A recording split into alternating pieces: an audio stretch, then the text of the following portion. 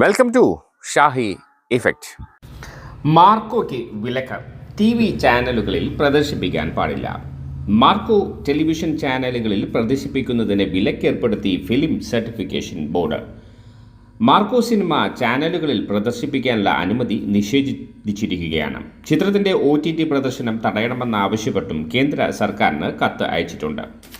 ചിത്രത്തിന് A സർട്ടിഫിക്കറ്റാണ് censor board നൽകിയത്. അതിനാലാണ് ഈ നടപടി. മാർക്കോയ്ക്ക് തിയേറ്റർ പ്രദർശനത്തിനു സർട്ടിഫിക്കറ്റ് നൽകേണ്ട എന്നായിരുന്നു കേരളത്തിലെ കമ്മിറ്റിയുടെ തീരുമാനമെന്നും വിശദീകരണമുണ്ട്. സിനിമയിലെ രംഗങ്ങൾ പൂർണ്ണമായി മുറിച്ചുമാറ്റിയുള്ള സെൻസറിംഗ് ഇപ്പോൾ നിലവിലില്ല. ഉള്ളടക്കത്തിന്റെ അടിസ്ഥാനത്തിൽ വിവിധ കാറ്റഗറിയായി തരംതിരിച്ച് സർട്ടിഫിക്കറ്റ് നൽകുകയാണ് നിലവിലെ രീതി. വയലൻസ് കൂടുതലുള്ള സിനിമകൾ കുട്ടികൾ കാണാതിരിക്കാൻ ജാഗ്രത പുലർത്തേണ്ടത് മാതാപിതാക്കളാണ്. അവർക്കാണ് അക്കാര്യത്തിൽ പൂർണ്ണ ഉത്തരവാദിത്തം.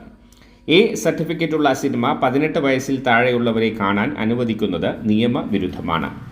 പരാതി ലഭിച്ചാൽ തിയേറ്ററിൽ നിന്ന് 10,000 രൂപ വരെ പിഴ ഈടാക്കാമെന്നും central board of film certification CBFC പ്രാദേശിക ഓഫീസറായ T. നദീം തുഫൈൽ പറഞ്ഞു.